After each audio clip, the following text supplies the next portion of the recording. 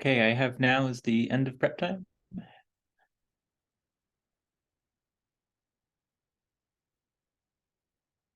Okay. It looks like this round is being recorded. Does anyone have any objections? It's up to you. It's totally fine. Yeah, with totally us. fine with us. If you could just tell me who's speaking first on either end, that'd be great.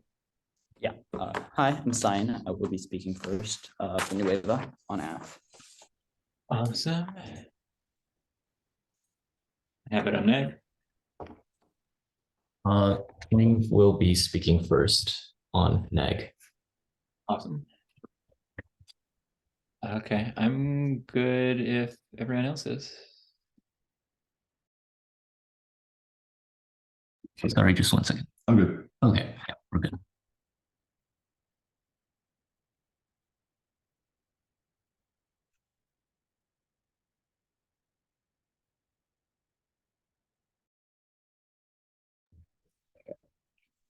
Ready? The computer. Yeah, yeah.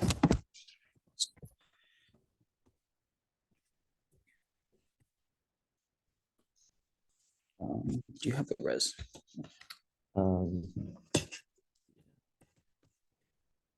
Yeah, okay. All right, my time will start in, oh, is anyone not ready? Okay, my time will start in 3, 2, 1. Hello, judges and opponents. My name is Sayan Patel, and I'm proud to affirm the resolution that the United States federal government should substantially increase investment in hydroelectric power.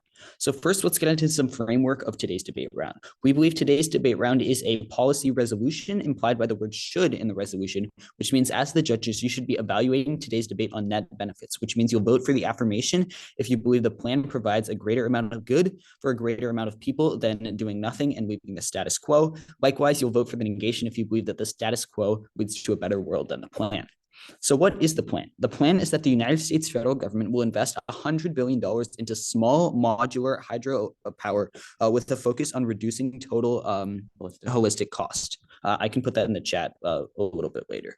So a couple of points under this plan. One is that small modular hydropower is being developed by the Department of Energy now to create more sustainable hydropower. Two is that holistic energy cost analysis uses the Department of Energy's newest metrics to take an account of total cost. So point A here is that this means that ladders and other environmental protection tools become like ecological or economically viable. And the point B is that the Department of Energy uses algae to make reservoirs turn into carbon sinks, which leads to net negative like carbon emissions like outputted. And the third point here is that investment is specifically key. The subpoint A here is that in the status quo, hydropower is the cheapest renewable, but it's just barely not cheap enough to overtake the prices of fossil fuels due to like substantial like market takeover from these fossil fuel companies. B is that half of the world's hydropower is untapped, meaning that there is insane potential for hydropower. And the third point here is that hydropower is renewable, meaning that unlike gas, even if like half of the world's gas was untapped hypothetically, once that other half ran out, then we would be out. But with hydropower, because it's reusable, we have the potential to double the capacity of power forever. So now let's go into our sole advantage, which is that of climate and water. So what is happening right now? What's happening right now is that we judges are at a brink scenario. Climate change is on the risk of becoming extremely disastrous. The first point here is that it's solvable but bad. Subpoint A here is that IPCC created a study that found that by 2030, we will pass a point of no return where the effects of climate change will be irreversible, meaning that we need to do substantial change before then. Subpoint B is that Stanford professor of history Walter Schneidel found that with investment, we would be able to actually solve climate change, meaning that despite the fact that we were at a brink, we are able to solve it if we have investment and if we have technological changes. The subpoint C here is that Greenpeace said that climate change could be solved, but it requires drastic investment or technological changes. The fourth point, or subpoint D here, is that Biden passed $1 trillion in environmental policy. This means two things. The first thing it means is that environmental policy is on the rise right now and is gaining momentum, which is really, really good. But the second thing it means is that now is key, because if we don't see change right now, what's going to happen is that backlash is going to occur as a result of no change due to this like significant investment. And because $1 trillion is a lot, people are going to see that like this $1 trillion didn't do anything, and backlash is going to kill all future and present effort to stop climate change, meaning that climate change will become irreversible. Now, why is hydroelectric really good? It's because it's renewable. The first point here is that it uses the energy of running water. Yeah, you will get it at the end of the speech. Sorry. It means that the energy of running water is what's used, so it is infinitely renewable. The second point here is that it's better than other sources for adjusting to demand because storage and flexibility is better. This is according to USGS. The third point here is that it's the best for cost. It uses river water, which is more resistant to market fluctuations, which means it's the most stable. The fourth point here is that it stores drinking water and doesn't release pollutants, unlike all other types of like energy. And the fifth point here is that it's a long term. Under this point, we have a couple of subpoints. The first one is that the like time that it lasts is 50 to 100 years versus 20 to 30 years of both solar and wind. The second point here is that it has lower maintenance costs of both solar, wind, and nuclear. And the third point here is that it doesn't use rare earth minerals, which is unlike solar, wind, and nuclear. This is really good because rare earth mineral extraction is really dangerous for the climate. 1 kilogram of rare earth mineral extraction releases around 20 kilograms of CO2 into the atmosphere. So what happens when we actually pass this plan? We're going to see immediately an increase in investment. But what does this mean? It means that prices are going to drop. Why? Because the Department of Energy estimates that with increased investment, prices will be able to drop. And also because it's already expanding. In fact, in 2022, hydropower was 1/6 of the world's supplied 1/6 of the world's energy, meaning that like it has the potential to grow really, really fast. And as we already said, 1/2 of the power of hydroelectric power is untapped, meaning that there is insane potential here. The third point here is that in the status quo, hydroelectric is the cheapest, but needs to get a little bit cheaper to overtake natural gas, etc. The fourth point here is that the fourth point here is that LA Times proves they created a recent study and found that with substantial technological changes such as hydroelectric power, due to an increase in investment that would allow for like more innovation and more breakthroughs, we would actually be able to solve climate change. And even if we aren't able to solve climate change, there is going to be a significant decrease in the carbon that is emitted into the atmosphere as a direct result of these reservoirs becoming carbon negative, and because of the fact that there's no rare earth minerals required, it lasts longer, and there's no pollutants that are released. So what are the impacts of this? The impacts are twofold. The first is that of climate. We see that climate change is literally going to kill everyone. This is because sea level rise is going to force infinite like relocation as people move away from coasts, and then sea level rise further, which leads people to relocate further. But also there's like a complete natural disaster like takeover where we can't predict weather at all because of changing climate conditions, which means that like in earthquakes and like all other types of hurricanes and tornadoes are going to kill billions upon billions of people in the future. We need to stop this now. As I said, by 2030, we'll pass a point of no return. But even if we don't completely solve climate change, we see that we save lives. In fact, doubling the climate right now, which is halving, which is the effect that this would do because of the fact that half of the hydroelectric power is untapped, would save at least 200,000 people directly from carbon-related illness. This is a 100% guaranteed impact where we save 200,000 people from carbon-related illness. And the second point here is water. Water is becoming really scarce, and a study found that hydroelectric power by 2050 could save 30 trillion gallons of water and could do a lot more with increased investment. This is because of the storage stuff that I talked about before. So judges, in summary, you should vote for the plan because it increases investment, which leads to a decrease in costs, which will stop climate change and increase the ability for us to store water. And for those reasons, I strongly urge an affirmation vote. Thank you.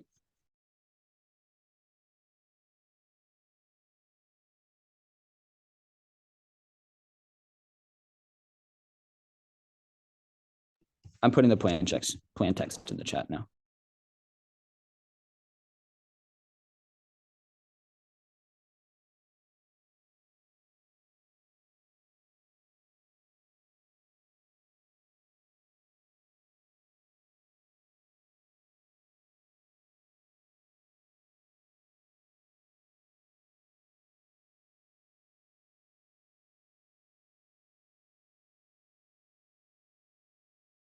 Awesome. Sorry, just getting everything set up. Okay, can everyone hear me properly? All right, if so, as an off-time roadmap, first on our case, then on the counter plan, and if time permits, some top-level analysis on our opponent's case. All right, is your volume off? Yeah. Okay, I turned mine on. And verbal POIs are fine. Time begins with my first word. We negate the resolution resolved. The United States federal government should substantially increase investment into hydroelectric power. At the top, we agree to our opponent's net benefits framework. There is no debate there. Contention 1 is environmental degradation. Subpoint A is flooding. The Union of Concerned Scientists in 2013 reports that in order to create any new hydroelectric dam, or even to expand pre-existing dams, the region around a potential dam must be flooded with water. Now, there are 4 key reasons why this is devastating for the environment. First, habitat destruction. Flooding land for a hydroelectric reservoir destroys forest, wildlife habitat, agricultural land, and scenic lands. In many cases, such as the Three Gorges Dam in China, entire communities have also had to be relocated to make way for reservoirs. Second, algal blooms. Reservoir water is usually more stagnant than normal river water. As a result, the reservoir will have higher than normal amounts of sediments and nutrients, which can cultivate an excess of algae and other aquatic weeds. These weeds can crowd out other river animal and plant life, and they must be controlled through manual harvesting or by introducing fish that eat these plants. Third, water loss. Water is lost through evaporation in dammed reservoirs at a much higher rate than in flowing rivers. And fourth, on water pollution. If too much water is stored behind the reservoir, segments of the river downstream from the reservoir can dry out. Thus, most hydroelectric operators are required to release a minimum amount of water at certain times of the year. Unfortunately, when this water is released, its low levels of dissolved oxygen often harms downstream plants and animals. Now, the impact of all 4 reasons here is ecosystem collapse. Indeed, The Guardian reports biodiversity and stability of ecosystems is key to a multitude of economies across the United States. For example, the agricultural industries, as well as all industries that ship goods over rivers, depend on the survival of river and lake ecosystems. Going further, analysis from the insurance firm Swiss Re offers a holistic view. More than half of the global GDP depends on high-function biodiversity. That is half of the global economic output. You say POI? Oh, no, okay. Sorry. Continuing. Unfortunately, that's why biodiversity collapse is uniquely devastating. The Guardian concludes, if biodiversity and ecosystems collapse at critical locations, over 1/5 of the world economy would be fatally jeopardized. That's 1/5 of the economy. That is going to be uniquely harmful to both people and livelihoods. Subpoint B is emissions. The Washington Post notes that research within the last year has confirmed that dams and reservoirs are actually a major source of greenhouse gas emissions, contrary to what our opponents may have you believe. Indeed, according to a study by Bioscience, about 25% of all man-made methane emissions comes from the surface of reservoirs. In addition, these reservoirs are emitting almost 1 gigaton or 1 billion tons of carbon dioxide every single year. Now, that's more than the entire country of Canada, and it's roughly the same as Brazil, which ranks number 7 on the top 10 list of CO2 emissions. That is extremely problematic, and the link here is really quite simple, judges. As large and still bodies of water, reservoirs are the perfect breeding ground for microorganisms that decay organic matter at a rapid rate, and this decaying process releases these harmful greenhouse gases such as methane and carbon dioxide. Now, methane emissions are especially key for one main reason. Though it may have a short life, its warming potential is far, far, far greater than carbon dioxide. Indeed, methane is 35 times more potent than CO2 over the course of a century and 86 times more potent over the span of a decade. 86 times more potent. Carbon dioxide is often portrayed as the big bad villain in the entire climate change crisis, but the reality is that methane is far, far, far worse. We not only need to prevent carbon dioxide emissions, but also prevent methane emissions, and dams and reservoirs are uniquely causing more than 1/4 of the world's methane emissions. That is a problem we need to solve, and that is why we are preferring other forms of electricity, which we will go into later. Unfortunately, these impacts cannot just be localized to water storage reservoirs. All artificial water storage facilities, whether they exist for irrigation, electricity generation, or flood control, emit copious amounts of greenhouse gases due to the links described above, and the impact is obviously global warming. As methane and CO2 emissions continue to increase, we will see rapid global warming, inviting negative effects such as lower biodiversity and lower crop yields. Now, the counterplan is that the United States federal government should invest $100 million into solar energy. Now, first, the uniqueness. The government side cannot perm this plan for two reasons.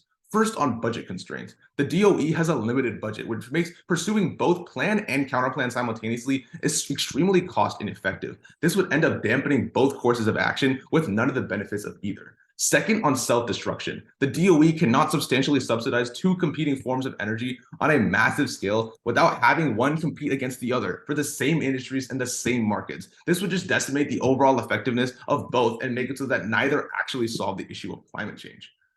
Now, there are a few key issues with hydroelectric power that would be solved by investing in solar. First, hydroelectric power is inherently limited to a small spread of locations. You can only build a dam or a reservoir in a region with a large water supply or a strong river. Prefer solar because solar panels can be built anywhere in the world with sunlight, which has a much larger scope than hydroelectric power. Second, as stated earlier, hydroelectric power uniquely contributes to emissions. Solar panels are truly a zero-emission form of energy production, since all it does is takes energy from the sun and converts it into electricity, which is why Forbes in 2019 concludes, hydropower creates significantly greater environmental impacts than solar energy. 3, the construction of dams and reservoirs is bad for two sub-reasons. First, the upfront costs of construction are far too high, totaling into billions of dollars over the years of construction. Even worse, Smithsonian actually explains that the total production costs often exceed predictions by 90%. Prefer solar as they are relatively cheaper to implement. Second subpoint, construction of dams is a massive undertaking and, as explained earlier, often ruins the landscape and decreases biodiversity. Prefer solar as it is far more compact and can be implemented in more flexible formations. Now, the comparative analysis is really quite simple here, Judge. Solar wins on literally every possible metric. It's cheaper to implement. It's not as destructive to the landscape. It can be accessed in significantly more locations, and most importantly, it does not contribute to emissions in the same way that hydroelectric does. Ultimately, adopting and significantly investing in solar in the US increases its adoption across the international community. That's key because it not only increases adoption for multinational corporations in the United States, but it also sets an international precedent for solar power for the world at large. At that point, you're going to see an increase in the spread of solar, which will be extremely beneficial as more and more countries will adopt it. But now on our opponent's case, let's honestly just address the plan here. Their plan, they try to talk about these small modular hydropower plants or whatever they're talking about, but realize that these are completely unfeasible in and of itself. Indeed, Forbes explains that in 2018, Switzerland actually funded the propagation of 116 small hydropower dams across Switzerland and streams. But the issue here was actually their size. The fact of the matter is that small dams are uniquely less effective because of the turbine size. Even if you have a bunch of them, they are not going to amount to the same amount of power as one big hydroelectric dam. But as we explained earlier, big hydroelectric dams already have unique problems associated with them. But let's go on to the statistics. In Switzerland, every single small hydropower plant, every single 116 of these plants only generated 498 gigawatt hours per year, aka less than 1% of the country's annual generation. In comparison, a project to rebuild an existing large hydropower dam on the Rhine River equated that entire production. So clearly small now we're going to expand on this in the second speech, but clearly small hydropower dams do not have the potential to actually benefit the world in any substantial manner. Now, for all the above reasons, we believe that it is a clear vote for the negation today. Thank you. Cool. So I'll talk about the top of case, the plan, and then I'll get into the advantage. I'll just go down extending the points there. And then I think I'll go on the counter plan first, and then I'll talk about the disadvantage.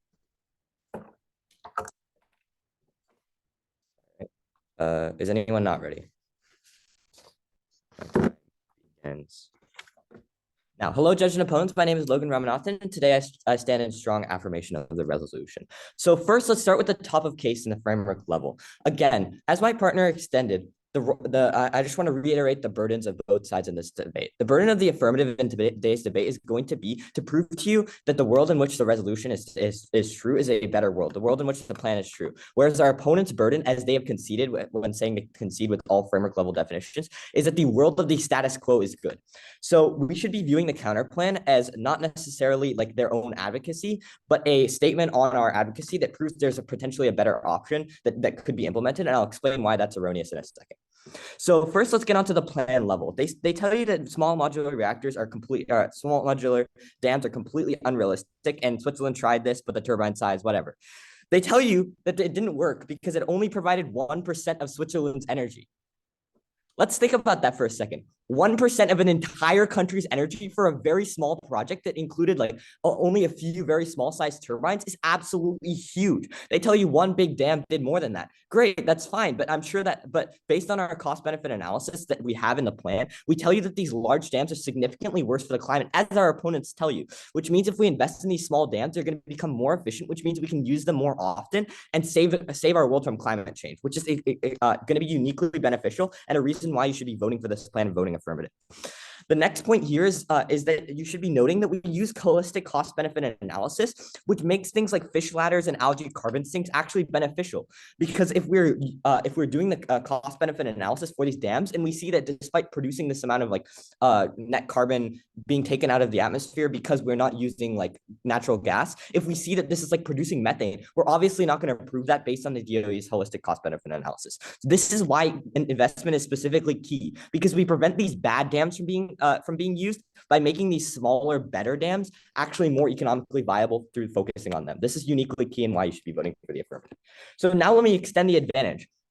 A few points go conceded on the advantage. Actually, the entire advantage goes conceded, and that's fundamentally a reason why you're going to be voting for the affirmative. First of all, we tell you specifically that investment now is critical. We tell you using hydroelectric is better than any other form of storage because it's the only one that can effectively compete with natural gas and other forms of carbon-intensive energy production. We tell you that hydroelectric is the cheapest right now, and it is on the brink of being cheaper with smaller investment. But we need to invest in these small modular hydroelectric storage methods, because otherwise we're going to use these carbon intensive ones.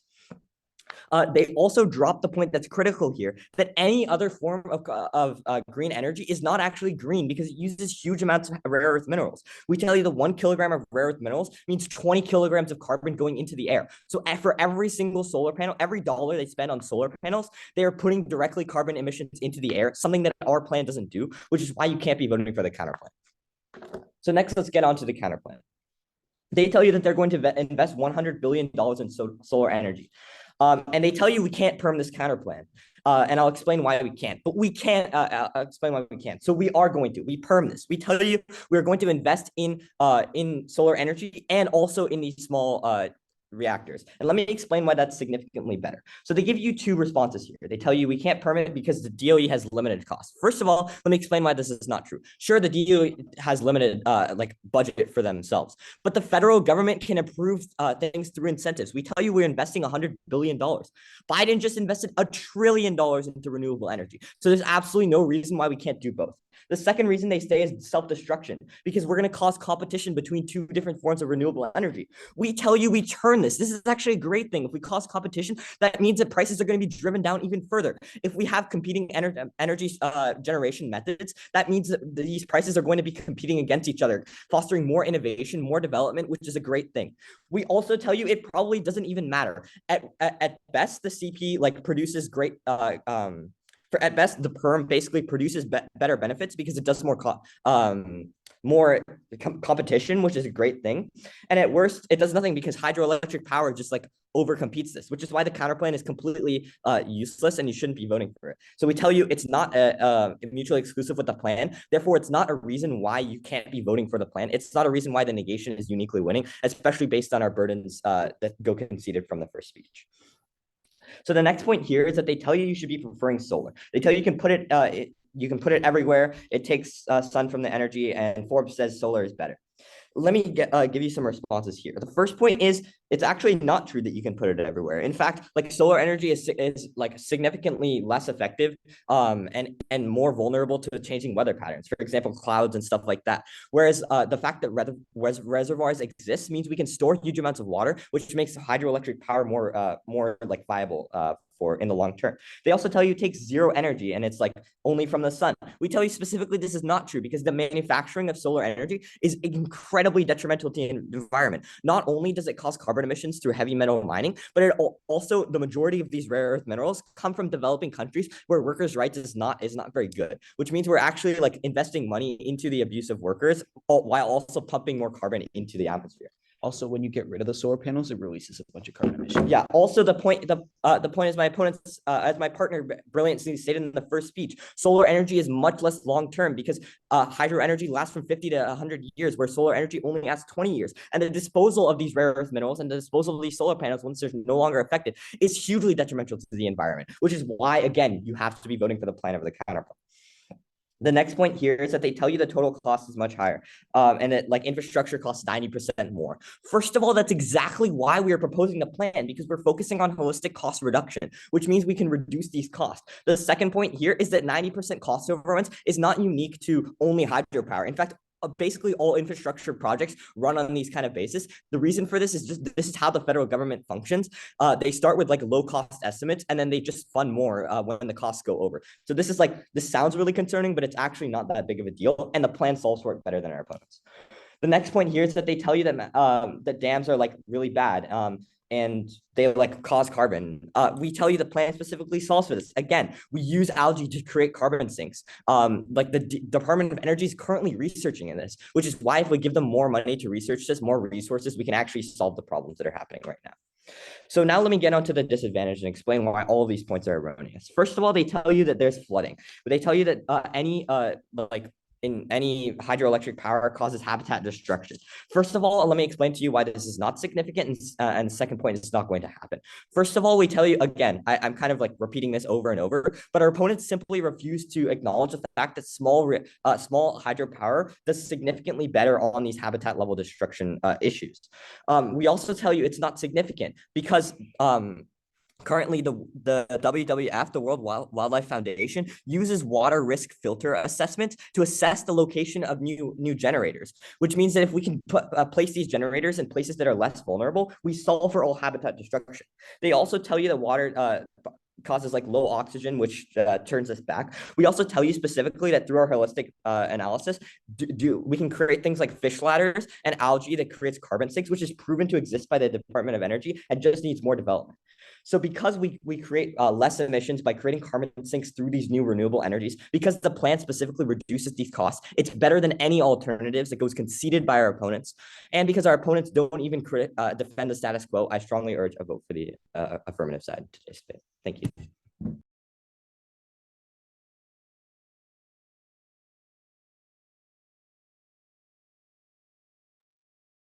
All right, so before I begin, the order is, it's going to be an overview at the top. Then it's going to go to the counter plan. Then it's going to go down the AF. And then finally, we're going to end on the neg dissads. All right. And also put that in chat. That was a little jumbled. 1 overview, 2 CP, 3 dissads, or no, 3 is AF, and 4 is dissads. All right, everyone good? All right.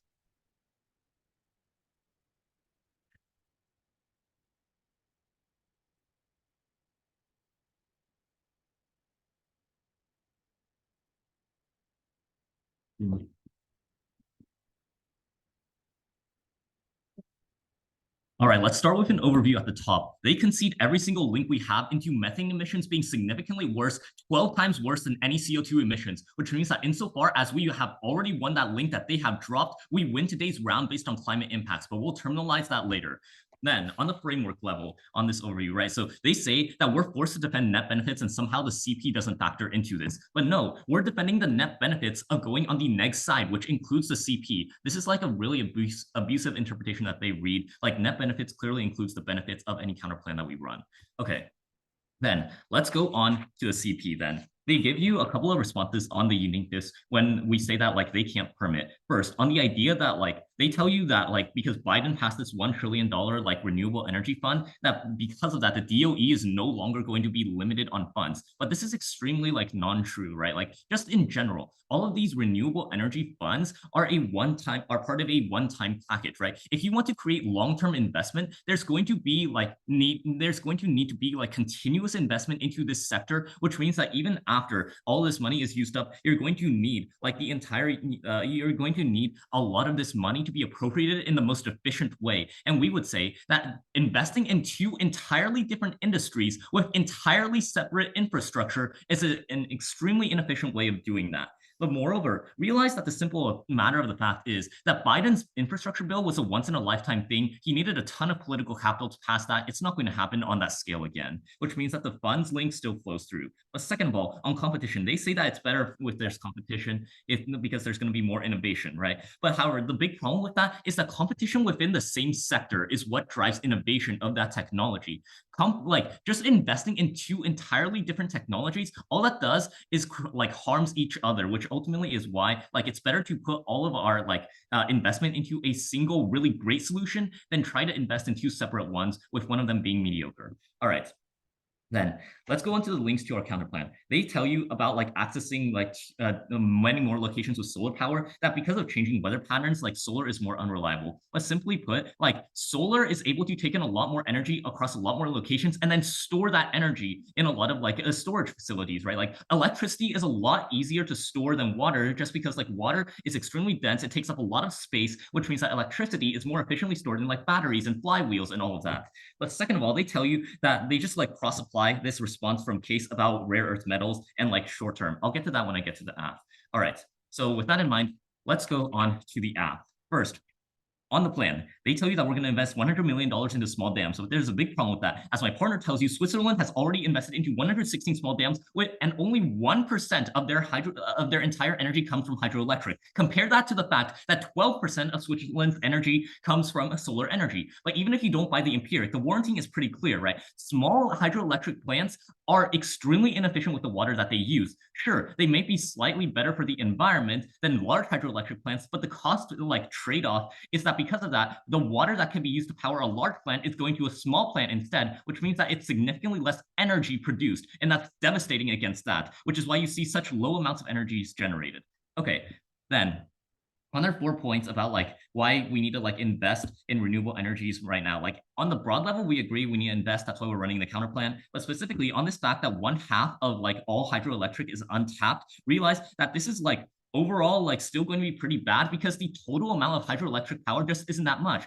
You can extend the response from my partner who tells you that because hydroelectric power can only occur in areas with like large dams or rivers, then it's really inefficient for regions, especially in like dry regions like Africa, right? Which generally need more energy, more accessible to clean renewable energy than most other regions. Okay, in addition to that, a couple of things. On this specific point about algal farms, there are 2 key responses here. First, in order to have algal farms, you need sustainable, like perfect conditions for massive algal like farms to exist, right? These weather conditions don't just occur anywhere. Contrast that with solar panels, right? Anywhere that has sunlight, you can do it. But second of all, you can turn this response against them because the fact is that according to our contention, 1, algal blooms can destroy ecosystems. Because what happens is they end up absorbing all of the oxygen, which causes a biodiversity collapse because all the other species in the area can't survive. And that's ultimately going to outweigh on impact because destroying ecosystems means that like agricultural sectors, means that all of like river shipping sectors, they don't have access to all of these like survivable like ecosystems, which is why the Guardian concludes that 1/5 of the world economy is at risk from biodiversity collapse.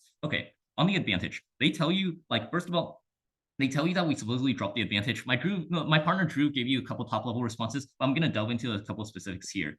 They tell you at the top about uniqueness, how climate change needs to be solved now. We agree. The counter plan is why we're doing the counter plan. Okay, so specifically on like renewable energy, a lot of this we agree with. So let's address the specific points of clash, right? So they tell you that hydroelectric storage is better, but however, there are 2 responses here.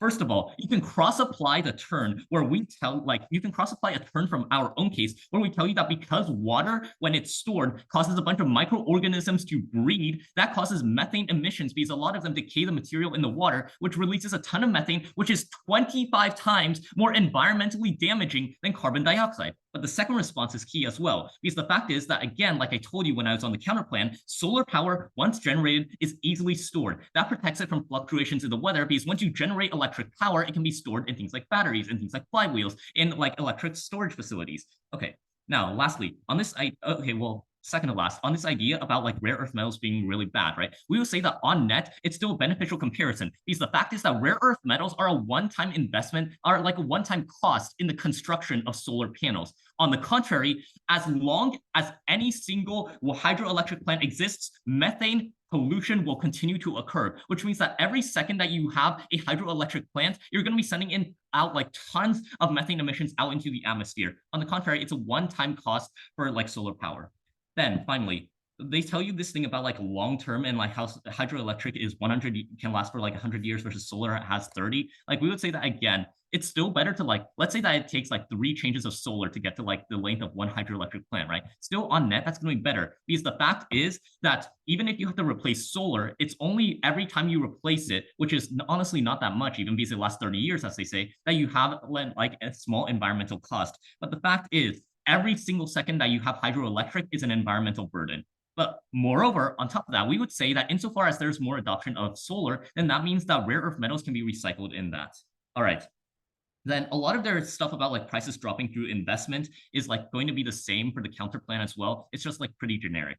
And on the impacts, like generally we link into those impacts as well, because as we tell you, in case carbon-related illnesses occur from like these hydroelectric plants as well. So let's get on the case. They tell you on the net case, they tell you a couple of responses on our first subpoint A. They tell you that small hydroelectric power is going to be better, and that's not going to cause habitat destruction. Okay, that's fine. It's going to cause less habitat destruction. But the fact is that that's per plant. You're going to need more smaller plants in order to replicate a single big plant, which means that ultimately the habitat destruction still occurs. But second of all, they tell you that the World Wildlife Foundation has assesses like water vulnerability areas. But the fact is, if the WWF is restricting the amount of locations that have like hydroelectric plants, then that severely undercuts the amount of energy that they can produce. It's either the environment or energy for their side, and frankly, neither of them have really good positive impacts in either case.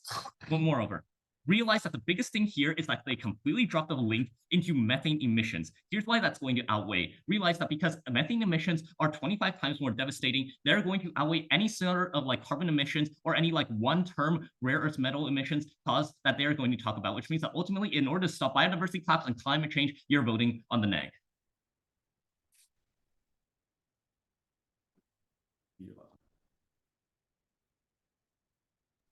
Just confirm everyone can hear me.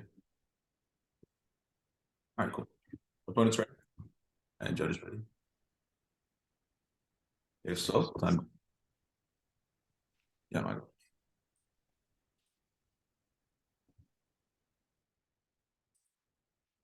And time begins my first word.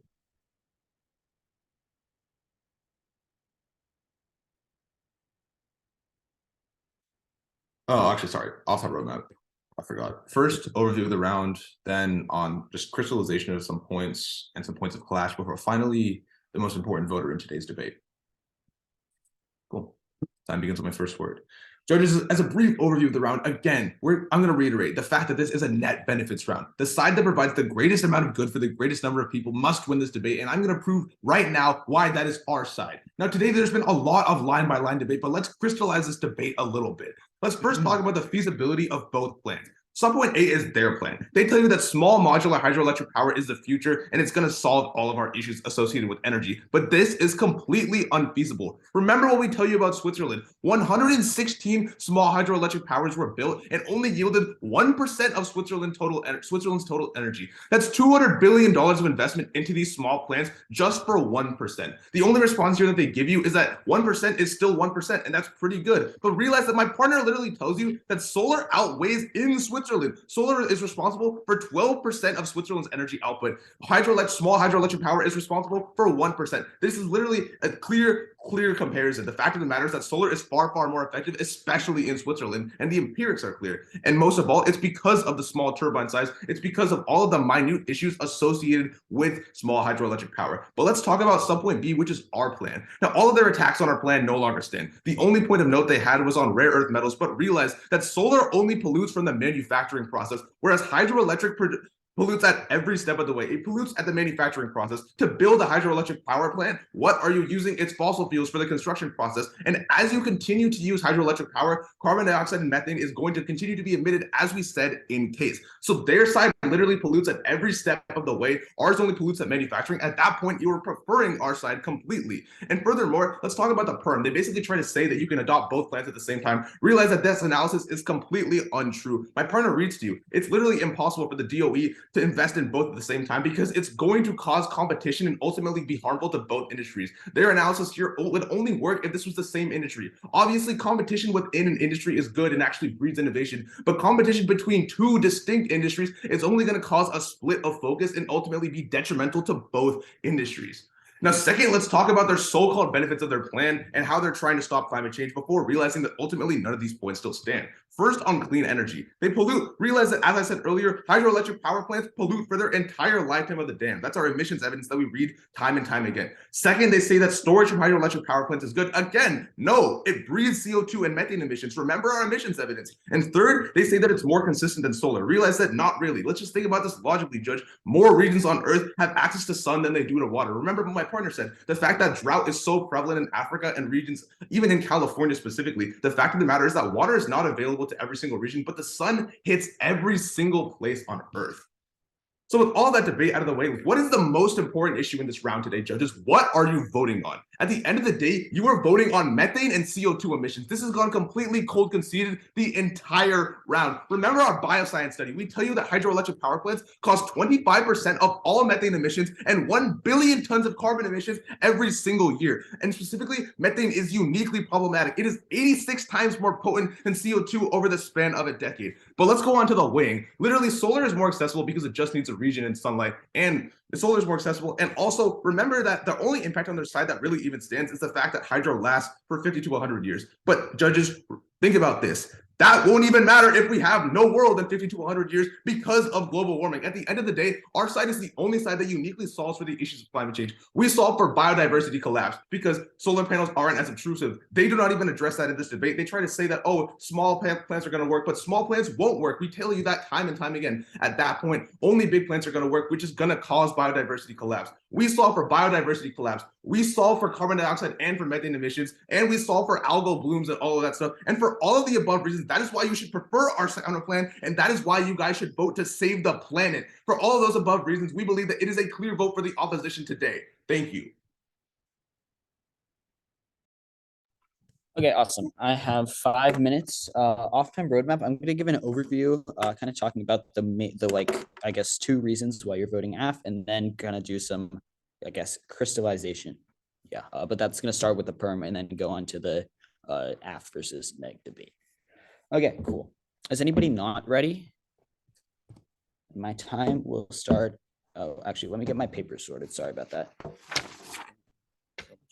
I know so much paper. Awesome. My time will start in 3, 2, 1. Judges, this is an obvious vote for the affirmation. And the reason why is because my opponents clearly undercover the perm, and as a result, it is detrimental to their case. So why does the perm work? Well, my opponents make 2 responses that actually don't engage with my partner's arguments at all. Their first response on my partner's argument that the USFG can approve Department of Energy budget increases through incentives is that the Department of Energy doesn't have enough money. Judge, it is obvious that if the USFG increases the Department of Energy budget through incentives, the Department of Energy budget is going to increase. This means that they will clearly have enough money to invest $100 billion in both solar and small modular hydropower, especially considering the fact that $1 trillion was just invested into the same exact sector.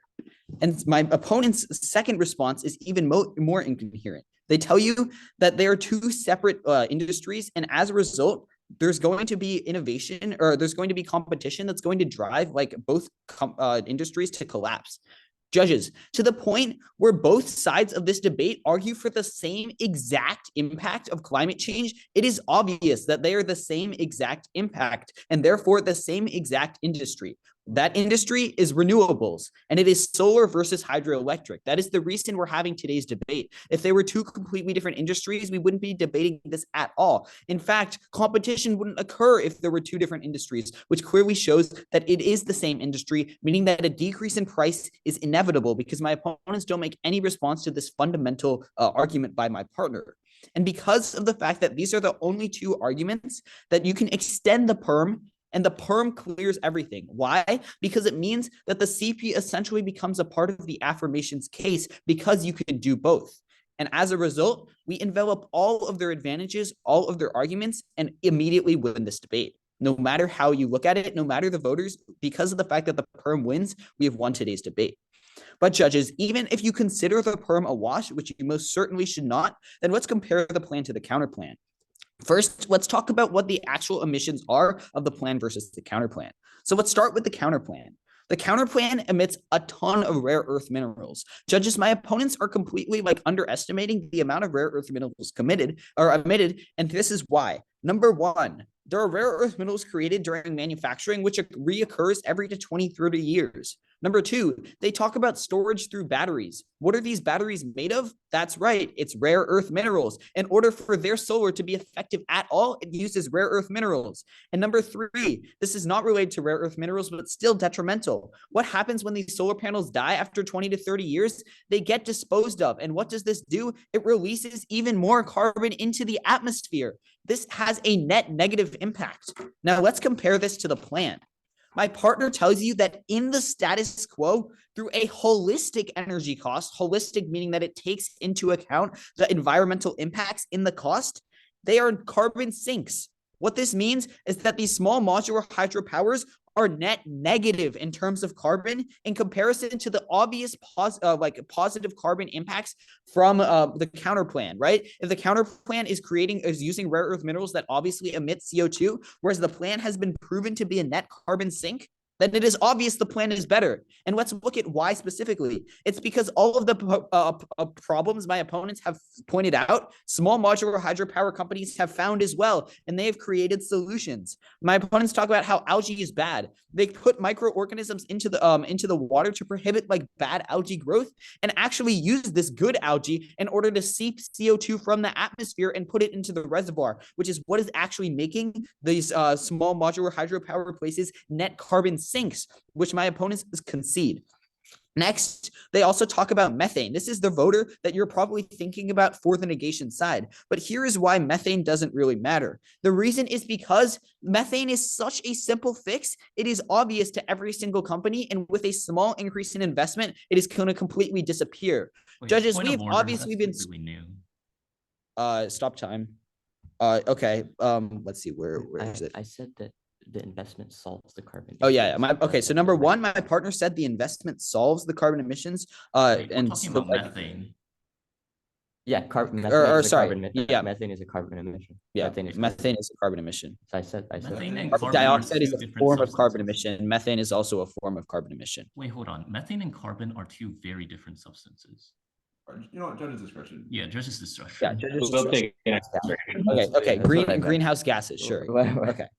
Resuming my time. Even if you think that oh, we can't respond to this because we said is investment solves greenhouse carbon emissions and not greenhouse gases, we tell you regardless, investment is going to solve all of these impacts. The net negative. Yeah, and because of the fact that they are net negative carbon sinks in the status quo, which means that the points that my partners talk about probably don't matter. So judges, as an overview, you're weighing today's debate on climate change, which means you can disregard all of the Switzerland impacts that my opponents talk about how it's not feasible, which means that number one, you're voting on the perm immediately for the affirmation because we envelop the entirety of the negation. And even if you don't vote for us on the perm, then you vote for us on the plan because it is a net carbon sink, whereas the counter plan uses rare earth minerals to emit CO2 into the atmosphere.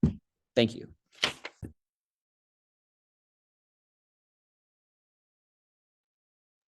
Good round, y'all.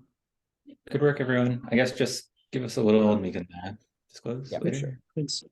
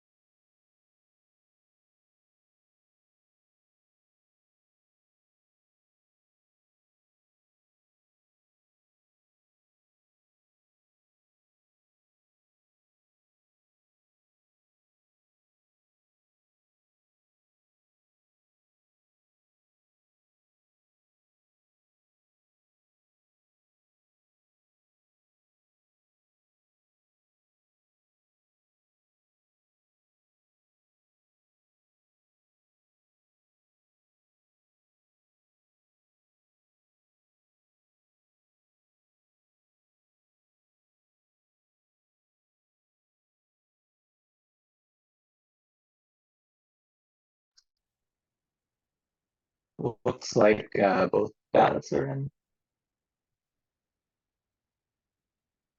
Is it teams? Okay. Looks like both teams are here. Henry, I can start if that's good with you. Sorry, I'm not very good. That's great. People can hear me okay? Okay. So split decision. Really tough for me. I voted Gov and was a little surprised that I did. This was a tough decision, and it was one of those where I had to start writing out how I thought about the round before I even decide on it. So it came about it. I'll tell you how I got there. One thing that I thought was missing from both sides, they would have liked a little bit more architecture around the perm. So I think it is conceivable that I buy that the perm, it's conceivable that I buy the perm that you can do both, but still think that the plan is bad. I don't know why I vote in that scenario. I would have liked both teams to tell me a little bit more. Ultimately, that's not what I felt, but I think that the perm ends up being pretty central here. So I think Gov cleanly wins the firm. So 100 billion is not a ton in the grand scheme of things, which I think was laid out effectively. The infrastructure package and inter-industry competition is probably good. More incentives to drive prices down, so it's coming to an increased market share. So at this point, my sense is if I believe the plan has even the tiniest bit of offense, I have to vote Gov. At this point, I actually still think that I'm voting up because I hear, at this point, I still think I'm voting up because I hear a lot of compelling things about like methane. But I buy that lots of the argumentation about the cost benefit analysis, the algae and all that, is enough to make the, is basically have to limit the likelihood of massive carbon or other emissions. Now, I think this will probably make it such that there will not be many benefits from the plan, because if it's true that hydroelectric power is so likely to cause a lot of methane, and the cost benefit analysis will make it such that you can only do it in very limited instances. But if that's the case, then I'm still getting a tiny little bit of benefit out of the plan. And at that point, since I buy the perm that you can do both, then I'm voting Gov. So that's the thought.